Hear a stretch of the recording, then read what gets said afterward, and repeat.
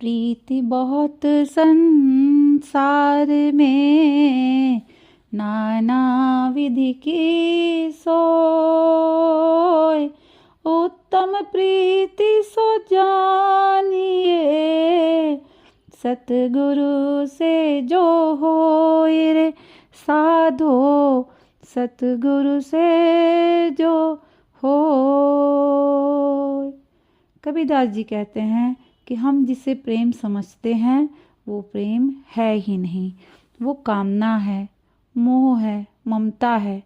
माँ बेटे के बीच, पति पत्नी के बीच, भाई बहन के बीच, दोस्त दोस्त के बीच जो भी रिश्ता है वो नाम और रूप अलग अलग हो सकते हैं, लेकिन वो प्रेम तो नहीं है। प्रेम में किसी से कुछ पाने की आशा ही नहीं होती है। यदि हम किसी से लगाव रखते हैं, संबंध रखते हैं, उनके लिए कुछ करते हैं और ये समझते हैं कि वो भी हमारे लिए कुछ करेंगे, हमें भी वो कुछ ना कुछ देंगे, चाहे भावना हो, धन हो, ममता हो, जिसे प्यार का हम नाम दे रहे हैं, प्रेम का नाम दे रहे हैं, वो हो तो हम किसी से भी प्रेम नहीं करते। पहले तो प्रेम किया ही एक से जाता है, पूरी सत्य निष्ठा से किया जाता है और उसमें कुछ पाया नहीं जाता, सिर्फ दिया ही जाता है। हमारा जो जीवन है, हम इसमें दुखी ही इसलिए रहते हैं क्योंकि हम किसी के लिए कुछ भी करते हैं तो इस उम्मीद में, इस लालच में ही करते हैं कि हमें भी बदले में जो हम चाहते हैं वो मिलेगा, और जब वो नहीं मिलता है तो हम दुखी हो जाते हैं, परेशान हो जाते हैं, और कई बार तो स्थिति इतनी बदतर हो जाती है कि हम डिप्रेशन में भी चले जाते हैं। प्रेम किया जाता है सत्य से, ब्रह्म से, आत्मा से, और कुछ पाने के लिए नहीं। उसे पाने के लिए अपने आप को मिटाया जाता है, अपने आप को जानना होता है कि हम हैं कौन, हमारा जन्म क्यों हुआ है।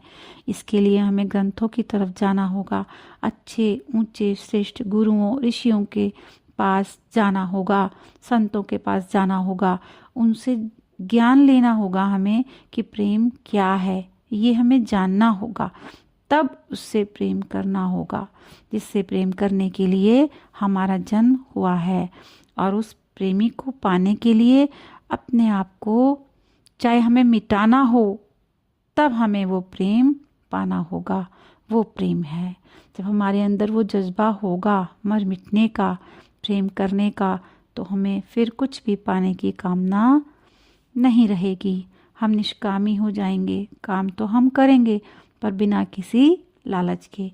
तब हमें दुख नहीं होगा, कष्ट नहीं होगा और ज़िंदगी बहुत सुंदर हो जाएगी। कुछ पाने की और ना मिलने की बेचैनी समाप्त हो जाएगी, डर खत्म हो जाएगा। फिर हम जिएंगे तो पूरे जोश के साथ और बिना डर और बिना लालच के। प्रेम में अपने प्रेमी को प्रभु प्राप्ति की सीढ़ियों पर चढ़ाने के लिए उनको सहारा देकर ऊपर उठाया जाता है, न कि हम भी उनके साथ नीचे ही रह जाएं। तो वास्तव में प्रेम तो यही है। जैसे हम देखते हैं कि एक प्रेमी प्रेमिका को पाने के लिए या प्रेमिका प्रेमी को पाने के लिए कुछ भी कर जाती है, मृत्यु तक को अपने कर लेते हैं कि हम चाहे मर जाएं लेकिन हमें वो चाहिए, तो वो लेकिन प्रेम नहीं है। प्रेम है जिसे हम कहते हैं प्रभु प्रेम, सत्य से प्रेम। तो हमें प्रेम को समझकर तब हमें प्रेम करना चाहिए कि प्रेम है क्या। प्रेम वो नहीं है जिसे दुनिया समाज मानती है।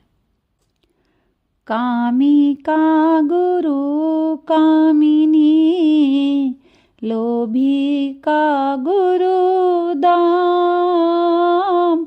कबीर के गुरु संत हैं, संतन के गुरु राम रे साधो, संतन के गुरु राम। कबीरदास जी कहते हैं कि जो कामी है अर्थात जिसका मन कामनाओं से भरा हुआ है, हर पल उसके मन में इच्छाएं उबलती रहती हैं। एक इच्छा पूरी हुई कि दूसरी आ जाती है, दूसरी इच्छा पूरी हुई अगली आ जाती है। तो ऐसे व्यक्ति का गुरु भी वो कामनाएं ही हो जाती हैं, वो इच्छाएं ही उसकी गुरु बन जाती हैं। वो उन्हें ही गुरु बना लेता है और उन्हीं इच्छाओं के पीछे ही अपना जीवन भर वो चलता रहता है। लालची व्यक्ति हर समय धन, दौलत, संपत्ति के बारे में ही सोचता रहता है। वो सोचता है कि मैं हर वस्तु को दाम देकर खरीद सकता हूँ, जबकि ऐसा होता नहीं है। वो किसी चीज़ को पाने की जितनी भी कीमत दे देता है वो कम ही रहती है। उसका मन कभी शांत नहीं होता, उसकी बेचैनी कभी समाप्त नहीं होती। वो हमेशा एक डर में, भविष्य की चिंता में ही जीता है। तो ऐसे धन का क्या लाभ जो देकर भी हमें शांति नहीं मिलती। कबीरदास जी कहते हैं कि जो अपनी बेचैनी को समाप्त करना चाहते हैं तो सबसे पहले हमें अपने ग्रंथों से ज्ञान लेना चाहिए, किसी अच्छे गुरु की संगत में। अपने आप को जान जाते हैं तो अपने अहंकार को भी पहचान जाएंगे। अपने अहंकार को जान जाएंगे तो समझ आ जाएगा कि हमारा होना ही मिथ्या है, ये संसार मिथ्या है, जिसको लेकर हम इतने अभिमान में रहते हैं, इतना घमंड करते हैं इस शरीर का, वो कुछ भी नहीं है। वो मिट्टी है, उसका कुछ भरोसा नहीं। जैसे जन्मे हैं ऐसे ही कब मिट्टी में फिर मिल जाएंगे, इसका कुछ पता नहीं। तो घमंड किस बात का। और जब जो ये जान जाते हैं वो संत प्रभु राम के प्रेमी हो जाते हैं, उनके गुरु श्री राम हो जाते हैं।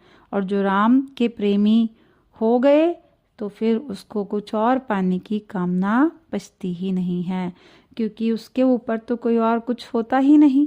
आखिरी और अटल सत्य तो प्रभु राम ही हैं।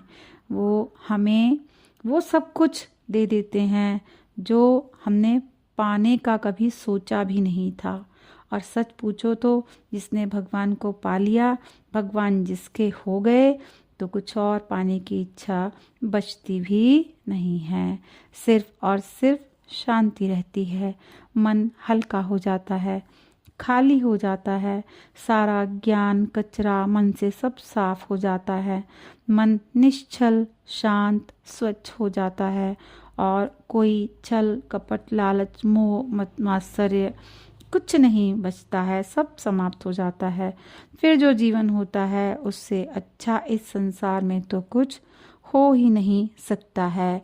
एक निर्मल प्रवाह सहज जीवन का होता है, उसमें कोई कष्ट नहीं होता, कोई दुख नहीं होता, कोई बेचैनी नहीं होती, और उससे अच्छा जीवन हो नहीं सकता है।